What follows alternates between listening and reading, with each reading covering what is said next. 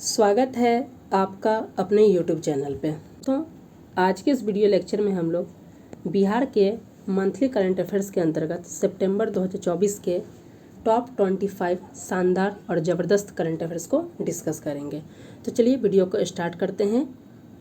इससे पहले यदि आप हमारे चैनल पर नए हैं तो चैनल को लाइक, सब्सक्राइब और दोस्तों के साथ शेयर करना ना भूलें। दोस्तों, पहला आर्टिकल्स है कि 2 एम्स वाला देश का दूसरा राज्य बिहार है। आपसे प्रीलिम्स में पूछा जा सकता है कि ऐसा कौन सा राज्य है जिसमें 2 एम्स है और ऐसा करने वाला देश का दूसरा राज्य कौन है। यह पहला राज्य के कंटेक्स्ट में पूछा जा सकता है। जब पूछा जाएगा कि 2 एम्स वाला पहला राज्य कौन है तो उत्तर प्रदेश हो जाएगा। वहीं पूछा जाएगा कि 2 एम्स वाला दूसरा राज्य कौन है तो ये बिहार है। बिहार जो है 2 एम्स वाला जो है अपना जो है देश का दूसरा राज्य बन गया जहाँ पे 2 एम्स है। अब देख लेते हैं कि ये 2 एम्स कौन कौन से हैं। तो पहला आप देख सकते हैं कि आपको पता होगा कि पटना दीघा में पहला एम्स है। वहीं दूसरा एम्स जो अभी बनने जा रहा है, अंडर प्रोसेस में है, और ये दरभंगा के सोभन में बनाया जा रहा है। अभी ये न्यूज में इसलिए है कि इसके ज़मीन हस्तांतरण की प्रक्रिया जो है पूरी तरीके से पूरी हो गई है, ट्रांसफ़र कर दी गई है। अब बताया जा रहा है कि जल्द ही इस पे दिशा में कार्य किया जाएगा। तो इसके साथ ही बिहार जो है बन गया ऐसा स्टेट जहाँ पे 2 एम्स हो गए हैं। तो ये इम्पॉर्टेंट है, आपसे प्रीलिम्स में पूछे जा सकते हैं, बहुत ही इम्पॉर्टेंट हो जाता है। चलते हैं नेक्स्ट आर्टिकल की तरफ। दोस्तों, हमारा नेक्स्ट आर्टिकल है जदयू के नए राष्ट्रीय महासचिव बनाए गए हैं। और ये कौन बनाए गए हैं तो ये बनाए गए हैं अशोक चौधरी बनाए गए हैं। तो ये बहुत ही इम्पॉर्टेंट है। आपको पता होगा इन्होंने अपने एक पोस्ट किया था, उसके बाद ही इन्हें जो है जदयू का राष्ट्रीय महासचिव बना दिया गया। तो ये प्रीलिम्स में आपसे पूछा जा सकता है। दोस्तों, आप सभी को पता होगा कि अभी नवरात्रि चल रहा है, तो आप सभी को नवरात्रि की शुभकामनाएं। दोस्तों, नवरात्रि के कंटेक्स्ट में अगर देखा जाए तो एक कहावत हमने बचपन से सुनी है जिसमें कहा जाता था, जय माँ दुर्गा एगो पाउच दूगो मुर्गा। नवरात्रि में आप देख सकते हैं, खास करके इंडिया में, हमारे भारत देश में जो है वेज कैटेगरी की बात किया जाए तो एक से बढ़कर एक वेज कैटेगरी आपको देखने को मिलेंगे। कुछ ऐसे कैंडिडेट्स मिलेंगे जो आपको देखेंगे कि वो अंडा खाएंगे सिर्फ, और चिकन और बकरी या फिर खस्सी जो भी मीट होता है वो नहीं खाते हैं। कुछ ऐसे कैटेगरी है जो मछली खाएंगे लेकिन जो क्या कर सकते हैं वो चिकन या फिर मटन नहीं खाते हैं। कुछ ऐसे कैटेगरी के लोग आपको देखने को मिलेंगे वो चिकन खाएंगे और बकरी या फिर अंडा नहीं खाएंगे। और सबसे महान एक ऐसे कैटेगरी अभी लेटेस्ट डेवलपमेंट हुआ है, इसको करंट अफेयर्स की तरफ देखिए कि ये ऐसे महान वेज है, ये महान श्रेणी के वेज में है जो क्या करते हैं सिर्फ झोल यानी ग्रेवी खा लेते हैं और कुछ नहीं खाते हैं। वो बोलते हैं कि हमने नॉनवेज छोड़ दिया, लेकिन कभी कभी टेस्ट को याद रखने के लिए ना वो क्या करते हैं, उस टेस्ट को याद रखने के लिए झोल खा लेते हैं। तो इस तरीके के वेज कैटेगरी देखने को मिलेंगे। ऐसे तो आपको पता होगा कि एक वेज कैटेगरी होता है, एक नॉन वेज कैटेगरी होता है, लेकिन एक नया डेवलपमेंट भी और देखने को मिलेगा। एक वीगन श्रेणी भी एक नया डेवलपमेंट हुआ जो वेज और नॉन वेज के बीच में होता है। तो चलिए वापस टॉपिक पे आते हैं, देखते हैं हमारा थर्ड आर्टिकल्स क्या है। थर्ड आर्टिकल है बिहार नदी संवाद योजना। बताया जा रहा है इसका आयोजन जो है 28 से 29 सितंबर को पटना में आयोजित किया गया है, जिसमें शामिल थे बहुत महान लोग शामिल थे। इनमें मेधा पाटेकर, प्रफुल्ल सामंता और भी बहुत लोग शामिल थे। इनका मुख्य फोकस था बिहार में बाढ़, नदी जोड़ो परियोजना आदि विषय पे चर्चा करना। दोस्तों, ऐसे वर्तमान में बिहार में बाढ़ चल रहा है और बाढ़ की क्या कारण है, बिहार में आपदा जो, इसके बारे में हमारे यूट्यूब चैनल पे जो है डिटेल्स में डिस्कस कराया गया। आप चाहे तो जाकर देख सकते हैं, जिसमें हमने बाढ़ के कई कारणों को बताया है कि बिहार में बाढ़ आने के जो 5 प्रमुख कारण हैं उसको हमने डिस्कस किया है, जो कि मेंस एसए सभी एग्जाम के दृष्टिकोण से इम्पॉर्टेंट हो जाता है।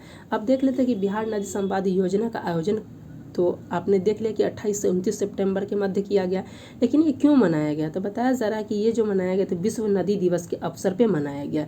अब विश्व नदी दिवस कब मनाया जाता है तो 22 सितंबर को नहीं मनाया जाता। इस पॉइंट को याद रखिएगा कि 22 सितंबर को नहीं मनाया जाता है।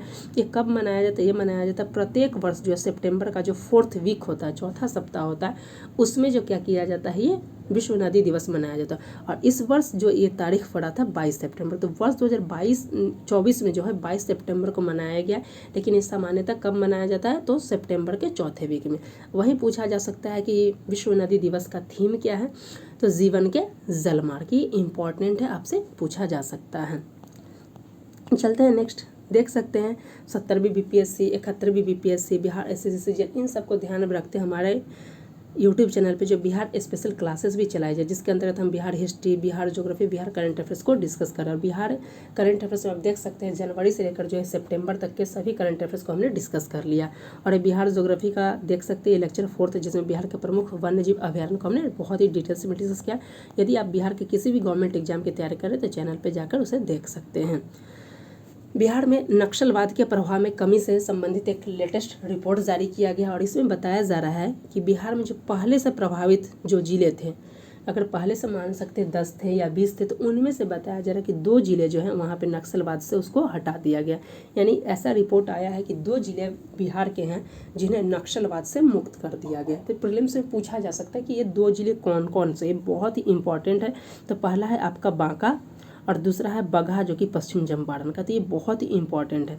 तो बांका और पश्चिम चंपारण ये 2 जिले ऐसे हैं जिन्हें नक्सलवाद से मुक्त कर दिया गया। यानी लेटेस्ट रिपोर्ट में देखा गया कि यहाँ नक्सलवादी गतिविधि नहीं देखी जा रही। अब देखा जाए क्या बिहार में वर्तमान में नक्सलवाद प्रभावित जिले हैं कि नहीं, तो बताया जा रहा है कि बिहार में वर्तमान में जो नक्सलवाद प्रभावित जिले जो है इनकी कुल संख्या है 8 और ये ज़िले हैं औरंगाबाद, गया, मुंगेर, जमुई, कैमूर, नवादा, लखीसराय और रोहतास। ये जो जिले हैं इस पॉइंट को आप याद रखिएगा। चलते हैं हमारा नेक्स्ट आर्टिकल जो है दशहरा मेला से संबंधित है। दशहरा मेला कहने का मतलब ये नहीं कि दशहरा पूजा की बात किया जा रहा है, यहाँ पे दशहरा मेला की बात किया जा रहा है, जिसका आयोजन जो 28 सितंबर से 2 अक्टूबर तक आयोजित किया जाएगा। और ये कहाँ पे आयोजित किया जाएगा, तो ये ज्ञान भवन पटना में किया जाएगा। और इसके जो उद्घाटनकर्ता थे आप देख सकते हैं ये जीतन राम मांझी हैं जो कि केंद्रीय मंत्री है। क्या आपको पता है कि जीतन राम मांझी को जो इस बार नई जो लोकसभा के बाद जो मंत्रिमंडल बना है, कैबिनेट मंत्री, तो इनमें कौन सी इन्हें डिपार्टमेंट मिला है? आप चाहे तो इसका आंसर कमेंट में दे सकते हैं। इसको हमने डिटेल्स में डिस्कस कर चुका है, आप चाहे तो उस वीडियो को जाकर देख सकते हैं कि बिहार से कौन कौन मंत्री कौन बनाए गए हैं और जैसे चिराग पासवान को कौन सा मंत्रालय मिला है। तो ये सब आप चाहे तो कमेंट में दे सकते हैं। तो ये इनका उद्घाटन किए हैं और इसका जो आयोजक जो है बिहार वुमेन इंडस्ट्री एसोसिएशन के द्वारा इसका आयोजन किया गया। वहीं इसका थीम पूछा जाए तो इसका थीम है women entrepreneurship development and gender equality. तो इस पॉइंट को आप याद रखिएगा, बहुत ही इम्पॉर्टेंट है, आपसे पूछा जा सकता है। तो इस पॉइंट को आप याद रखिएगा दोस्तों। चलते हैं नेक्स्ट आर्टिकल की तरफ। ऐसे देश हमारे यहाँ जो आप देख सकते हैं नवरात्रि में दशहरा चल रहा है और देख सकते हैं दशहरा में जो है बचपन में गांव घर में आप रहिएगा तो वहाँ पे एक दसई का कंसेप्ट चलता है कि दशहरा है, 10 दिनों का दसई होता है। और सबसे ताज्जुब की बात है इस समय अगर कोई बच्चे का जन्म होता है तो उसका नाम भी दसई रख दिया जाता है। यानी उसको जो इसमें जन्म लेता है उसका नामकरण भी दसई होता है। बिहार में अजीबोगरीब नाम देखने को मिलेंगे। जैसे अगर किसी का जन्म चतुर्थी को होता है तो उसका नाम चौठी रख दिया जाता है, किसी को पंचमी को होता है तो पंचमी या पंचानन रख दिया जाता है। तो इस तरीके के नाम आपको देखने को मिलेंगे। चलते हैं नेक्स्ट आर्टिकल की तरफ। नेक्स्ट हमारा आर्टिकल है, ये है गोदावरी दत्ता से संबंधित। इसमें बताया जा रहा है कि गोदावरी दत्ता जो कि मिथिला पेंटिंग से संबंधित है, इन्हें जो है शिल्प गुरु के नाम से जाना जाता है। मिथिला पेंटिंग की शिल्प गुरु इनकी उपाधि है। और ये बताया जा रहा है कि मिथिला पेंटिंग को बढ़ावा देने के लिए ये बहुत ज़्यादा पहल किए हैं। और बताया जा रहा है कि बिहार सरकार के द्वारा जापान में एक मिथिला म्यूजियम की भी स्थापना की गई है। तो इनमें इनकी यहाँ पे जो है जापान के मिथिला म्यूजियम में इनकी प्रदर्शनी भी लगाई गई है। बताया जा रहा है कि इन्हें जो वर्ष 2008 में शिल्प गुरु की उपाधि दी गई है और वहीं 2019 में इन्हें पद्मश्री के सम्मान से सम्मानित किया गया। तब से प्रश्न पूछा जा सकता है गोदावरी दत्ता, क्योंकि हाल ही में इनका निधन हुआ इसलिए न्यूज में है और बहुत इंपॉर्टेंट पर्सनालिटी तो पूछा जा सकता है। 2008 में इन्हें शिल्प गुरु का उपाधि दिया, 2019 में जो है इन्हें पद्मश्री मिला और 1983 में मिथिला कला विकास समिति की स्थापना की थी और इसके माध्यम से कई लोगों को इन्होंने मिथिला पेंटिंग यानी मधुबनी पेंटिंग को सिखाया और जो भारत के साथ साथ विदेशों में भी मिथिला पेंटिंग का परचम लहराया है। नेक्स्ट है महिला एशियाई चैंपियनशिप ट्रॉफी 2024। बताया जा रहा है कि इसका आयोजन जो है बहुत ही इम्पॉर्टेंट है। इसका आयोजन क्योंकि बिहार में पहली बार हो रहा है और इस तरीके का आयोजन बिहार में पहली बार है इसलिए बहुत इंपॉर्टेंट है। तो बताया जा रहा है कि महिला एशियाई चैंपियंस ट्रॉफी का आयोजन 11 से 20 नवंबर 2024 को आयोजित किया जाएगा। और इसका जो है कौन सा संस्करण होगा, तो इसका 8th संस्करण होगा। और कहाँ पर आयोजित किया जाएगा, तो बिहार के नालंदा के राजगीर में किया जाएगा। बहुत इंपॉर्टेंट है, पूछा जा सकता है कहाँ पर, तो ये राजगीर में किया जाएगा। बताया जा रहा है कि इसका जो आयोजक कौन है, तो हॉकी इंडिया और बिहार सरकार की पहल के द्वारा किया जा रहा है। और बताया जा रहा है, आप देख सकते हैं कि इस तरीके का पहली बार जो है बिहार में कोई अंतर्राष्ट्रीय हॉकी टूर्नामेंट हो रहा है। तो ये बहुत इंपॉर्टेंट है, आप ध्यान रखिएगा, आपसे पूछा जा सकता है। नेक्स्ट है हमारा आर्टिकल्स श्री लाल शुक्ल स्मृति साहित्य सम्मान 2024। इसे किसके द्वारा दिया जाता है? इसे जो दिया जाता है उस संस्था का नाम है इफ़को के द्वारा दिया जाता है। और इसका जो इफ़को का फुल फॉर्म आप देख सकते हैं, इनका नाम है इंडियन फार्मर्स फर्टिलाइजर कोऑपरेटिव। इसकी स्थापना की बात किया जाए तो इसका जो इफ़को का स्थापना हुआ है, देख सकते हैं 3 नवंबर 1967 को किया गया था। और इसका जो हेड क्वार्टर है आप देख सकते हैं नई दिल्ली में है। तो ये इंपॉर्टेंट पॉइंट था, एडिशनल पॉइंट, आप यहाँ से ध्यान रख सकते हैं।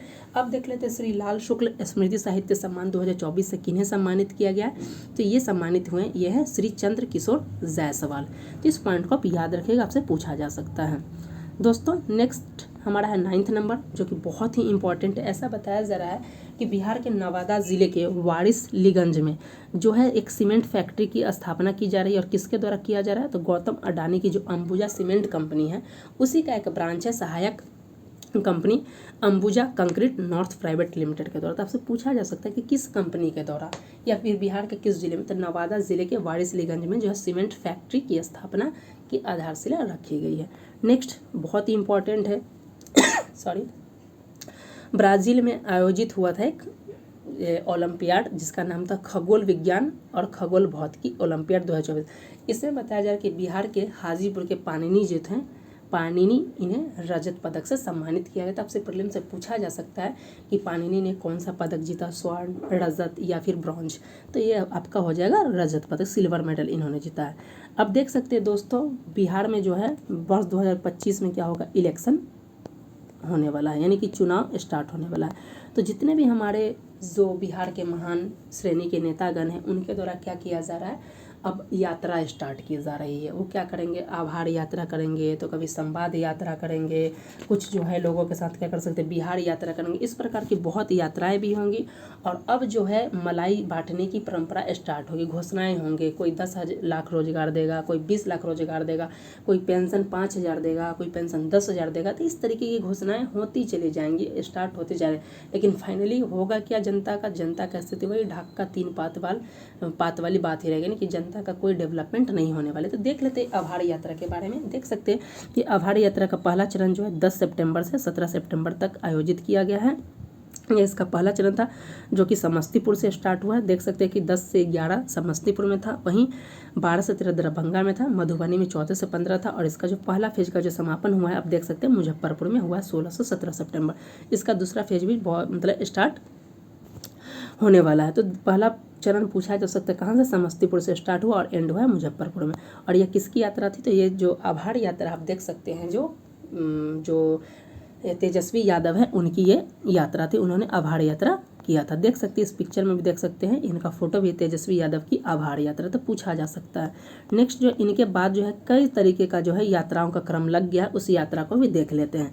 दोस्तों आप इनमें से किसी भी एग्जाम की तैयारी करें, चाहे बीपीएससी TRE 4 हो, 70वीं BPSC हो, बिहार दरोगा हो, रेलवे हो, JEE हो, SSC, इन सब की तैयारी के लिए जो चैनल से जुड़ जाइए। क्योंकि हमारे चैनल पर जो है करंट अफेयर्स की क्लासेस हो रही है, जनरल साइंस की क्लासेस हो रही है, इंडियन पॉलिटी की क्लासेस और Bihar special Bihar geography, Bihar history और बिहार जो है आप देख सकते हैं करंट अफेयर्स की क्लासेस हो रही है। उसके साथ साथ कंप्यूटर साइंस की भी क्लासेस हो रही हैं। तो एक बार चैनल पे आइए, ज़रूर आइए, विजिट कीजिए और देखिए कि कंटेंट एग्जाम के अकॉर्डिंग है। और लग रहा है कि इस कंटेंट से आपको फ़ायदा होने वाला है तो चैनल को ज़रूर सब्सक्राइब कर लीजिएगा और नोटिफिकेशन बेल आइकन को भी ओके कर लीजिएगा, क्योंकि जैसे ही कुछ अपलोड हो तो सारे कंटेंट आपको मिल जाए। इसके अलावा देख सकते हैं कि हमारे जो चैनल पे जो है शॉर्ट्स होता है उसके माध्यम से हम क्या करते हैं, MCQज को भी स्टार्ट कर दिए। वहाँ से आपको जो है डेली आपको क्या है कुछ प्रश्न देखने को मिलेंगे। आप उसे चैनल को सब्सक्राइब करके उस प्रश्न को आप कर सकते हैं, उसका आंसर आप कमेंट बॉक्स में दे सकते हैं। देख लेते हैं तेजस्वी यादव की इससे पहले की जो यात्रा थी, बेरोजगारी हटाओ यात्रा 2020 में उन्होंने किया था, जन विश्वास यात्रा 2024 में किए थे फरवरी में, और देख सकते हैं आभार यात्रा सितंबर 2024 में किया। उसके बाद बताया जा रहा है कि उनके बाद से फिर मैंने जैसा कि बताया कि यात्राओं का क्रम स्टार्ट हो गया है। तो देख सकते हैं बिहार यात्रा क्रम स्टार्ट हो गया और ये जो है इसका पहला यात्रा है, जो बिहार यात्रा भी है, इस पॉइंट को याद रखिएगा कि बिहार यात्रा है। और इसका पहला चरण कब से स्टार्ट हुआ है, तो ये 25 से 29 सितंबर 2024 तक चला है। और ये स्टार्ट हुआ था 25 सितंबर को अरवल से और 29 सितंबर को ही सारण में समाप्त हो गया। अब ये आभार यात्रा तो तेजस्वी यादव की है, अब ये बिहार यात्रा किसका है तो देख सकते हैं, इंपॉर्टेंट आपसे पूछा जा सकता है किसका है। तो बताया जा रहा है कि राष्ट्रीय लोक मोर्चा के राष्ट्रीय अध्यक्ष उपेंद्र कुशवाहा, उनके द्वारा जो है ये बिहार यात्रा स्टार्ट की गई।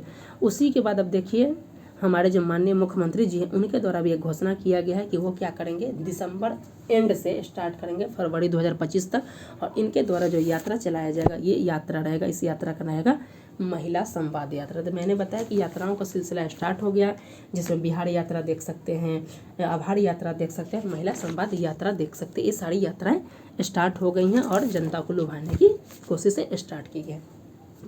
तो दोस्तों एक शायरी हो जाए। अर्ज किया है, खिंचे खिंचे रहते हो ख्याल किसका है, खिंचे खिंचे रहते हो ख्याल किसका है, ज़रा बताओ तो ये इम्तिहान किसका है। हमें भुला दो मगर ये तो याद ही होगा, हमें भुला दो मगर ये तो याद ही होगा, नई सड़क पे पुराना मकान किसका है।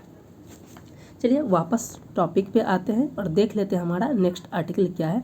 तो दोस्तों बिहार एसएससी, बिहार सीजीएल, बिहार दरोगा 70वीं और 71वीं पीएससी को ध्यान में रखते हुए हमारे यूट्यूब चैनल पे जो बिहार स्पेशल क्लासेस भी चलाई जा रही है, आप देख सकते हैं इसमें हिस्ट्री के क्लासेस हो रही है, तो चैनल से आप जुड़कर उसका लाभ उठा लीजिए, आपके लिए काफ़ी बेनिफिशियल होने वाला है।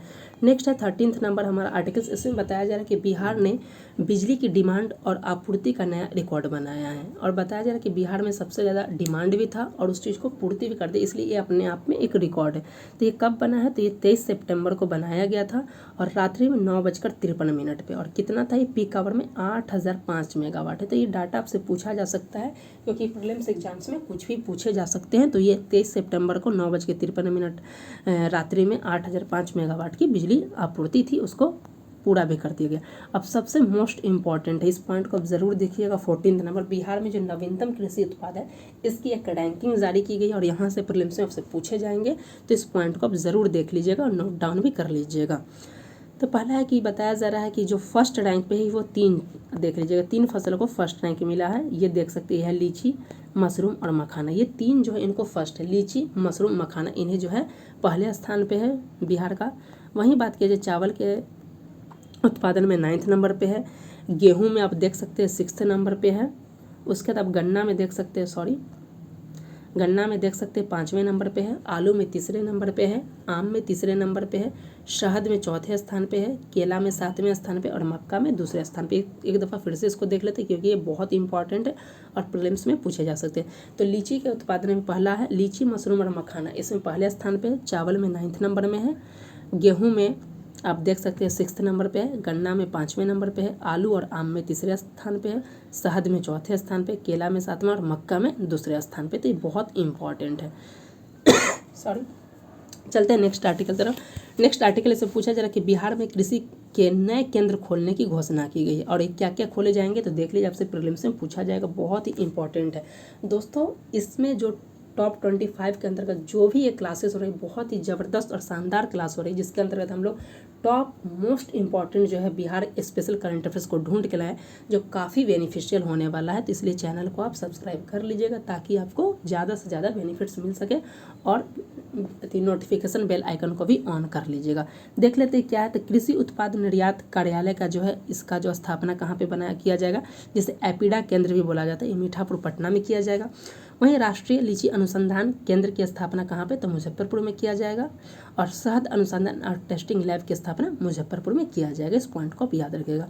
अब देख लेते हैं कि कुछ बांध हैं जो काफ़ी चर्चा में रहे और ये प्रीलिम्स में हमसे पूछे जाएंगे। ऐसे हमने जो बहुत सारी झील है उसको हमने डिस्कस किया है, आप चाहे तो उस वीडियो को जाकर देख सकते हैं, लिंक डिस्क्रिप्शन में मिल जाएगा। देख लेते हैं कि बिहार में कुछ बांध जो है ये काफ़ी चर्चा में थे, इन सबको देख लेते हैं कि ये चर्चा में कौन क्यों थे और किस कारण से थे। पहला है ओढ़नी बांध, जो कि ओढ़नी बांध जो है कहाँ पे है, ये बांका में, और ये किस कारण से चर्चा में था। तो ऐसा बताया जा रहा है कि अभी माननीय मुख्यमंत्री जी जो थे यहाँ पे जो ओढ़नी बांध है यहाँ पे जो है पर्यटन को बढ़ावा देने के लिए वाटर स्पोर्ट्स और रिजॉर्ट का उद्घाटन किए हैं। वहीं मंझार कुंड रोहतास के सासाराम में है। वहीं मधुबन बांध जो कि नवादा जिले में है। बताया जरा कि यहाँ पे क्या किया गया, तो गंगा जल आपूर्ति योजना 2 के तहत जो इसका डेवलपमेंट किया जा रहा है। वहीं काझा कोडी पार्क या झील की बात की जाए तो ये पूर्णिया में है। और बताया जरा कि इसका जो क्यों चर्चा में था, तो बताया जा रहा है कि माननीय मुख्यमंत्री जी पूर्णिया एयरपोर्ट के उद्घाटन के लिए गए थे, कि पूर्णिया जो एयरपोर्ट है उसके डेवलपमेंट करने की घोषणा की गई, उन दिशा में गए थे, तो उसी क्रम में ये यहाँ पे भी आए थे, इसी वजह से ये चर्चा में था। चलते हैं नेक्स्ट आर्टिकल की तरफ। नेक्स्ट आर्टिकल है हमारा क्वेश्चन नंबर 17। इसमें पूछा जा रहा है कि मिशन चलाया जा रहा है, मिशन टोटल सेग्रीगेशन अभियान। ये बहुत इंपॉर्टेंट है कि आपसे पूछा जा सकता है कि मिशन टोटल सेग्रीगेशन अभियान किसके द्वारा चलाया गया और क्या है। तो देखिए सेग्रीगेशन से अभी हम लोग समझ लेते हैं।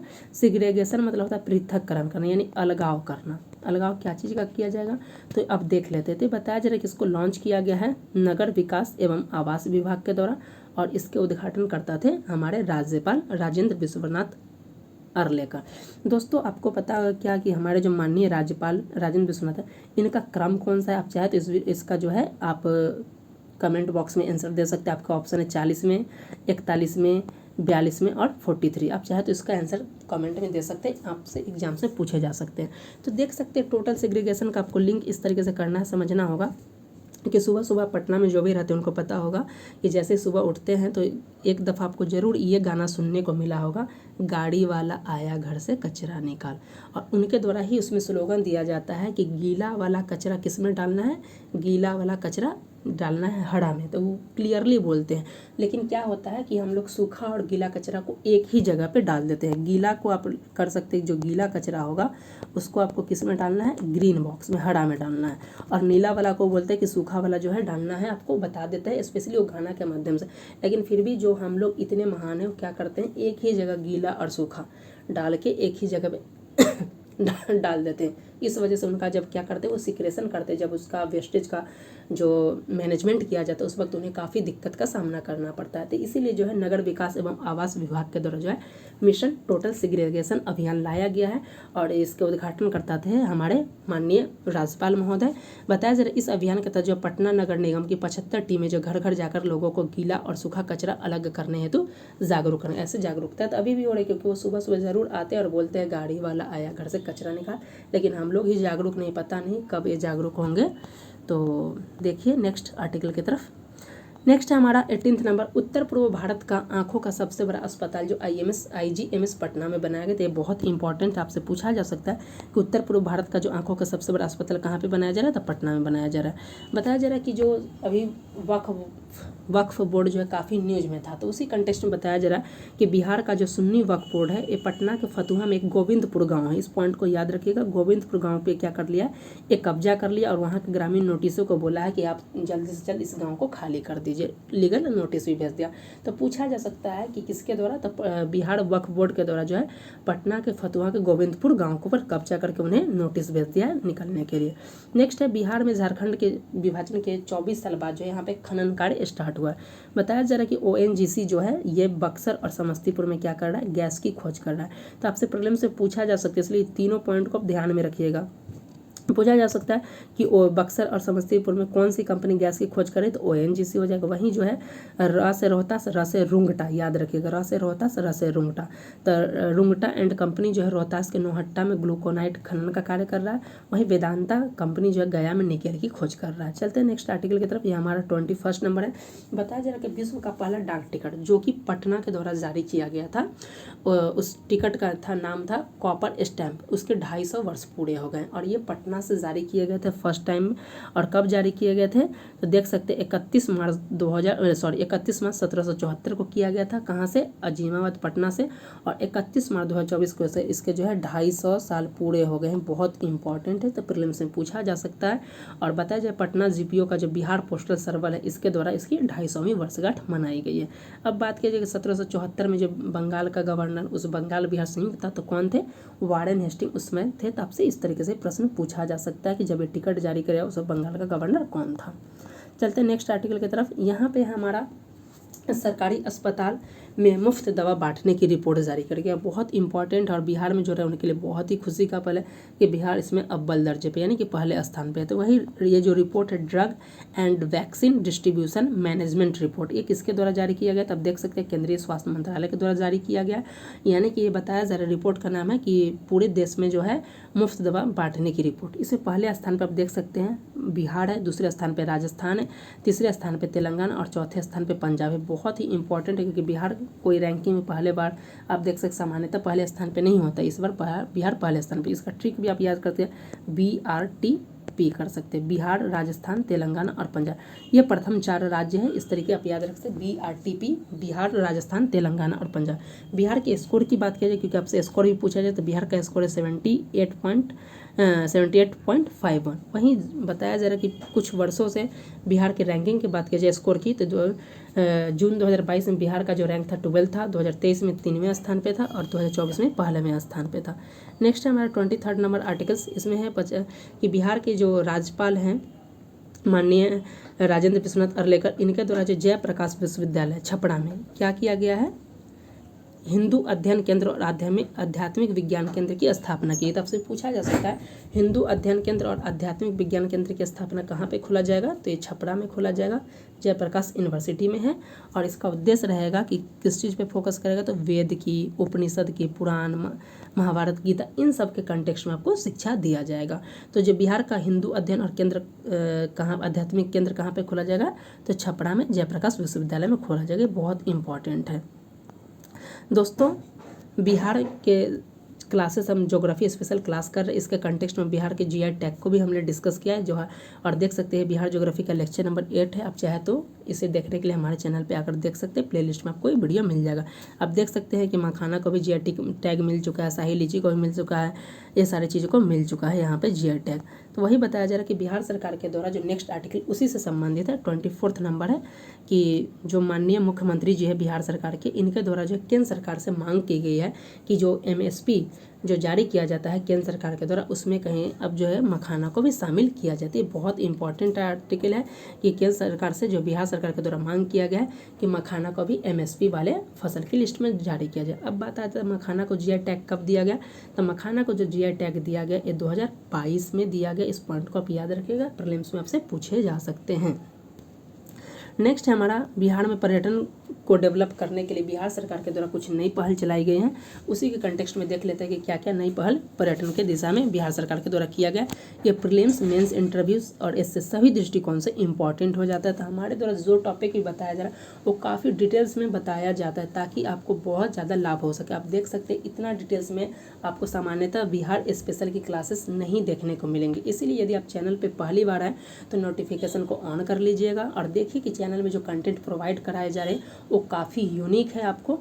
तो चैनल को लाइक, सब्सक्राइब और दोस्तों के साथ शेयर करना ना भूलिएगा। देख लेते हैं कि पर्यटन के क्षेत्र में क्या नई पहल है। तो बताया जा रहा है कि पर्यटकों को जो यहाँ पे बढ़ावा देने के लिए बिहार सरकार जो है क्या करेगा, एक नया जो है विशेष टूर पैकेज ला रहा है छठ पूजा को ध्यान में रखें। यानी कि छठ पूजा पे आप आइएगा तो आपको एक विशेष टूर पैकेज के माध्यम से घोषणा करेगा बहुत जल्द बिहार सरकार। बताया जा रहा है कि राजगीर में जो रोपवे है उसके लिए ऑनलाइन टिकट की व्यवस्था शुरू की गई है। और सबसे इम्पॉर्टेंट यहाँ इम्पॉर्टेंट है कि बिहार में 2 अक्टूबर यानी गांधी जयंती पर शुरुआत होने जा रहा है मेरा प्रखंड मेरा गौरव। इसकी शुरुआत पर्यटन के तहत ही किया जाएगा। नेक्स्ट है कि माता सीता की जो जन्म स्थली है सीतामढ़ी में पुनौरा धाम, यहाँ पे भी बताया जा रहा है कि इसमें जो है इसके डेवलपमेंट पे काफ़ी तेजी से काम चल रहा है। नेक्स्ट बताया जा रहा है कि बिहार के पूर्वी चंपारण के मोतिहारी के केसरिया में विश्व का सबसे बड़ा रामायण मंदिर बनाया जा रहा है, जो कि ये विश्व का सबसे बड़ा रामायण मंदिर होगा। तो ये पर्यटन की दिशा में नए लेटेस्ट डेवलपमेंट किए गए हैं। तो दोस्तों कैसा लगा आज का वीडियो? हमने इसमें सितंबर 2024 के जो टॉप मोस्ट इम्पॉर्टेंट जो शानदार क्वेश्चंस जो थे उसको डिटेल्स में हमने डिस्कस किया। ये आपके लिए काफ़ी बेनिफिशियल होने वाला है बिहार स्पेशल सभी एग्जाम्स के लिए। तो चैनल पे नए हैं तो चैनल को लाइक, सब्सक्राइब और दोस्तों के साथ शेयर करना ना भूलें। मिलते हैं नेक्स्ट वीडियो के साथ, तब तक के लिए धन्यवाद।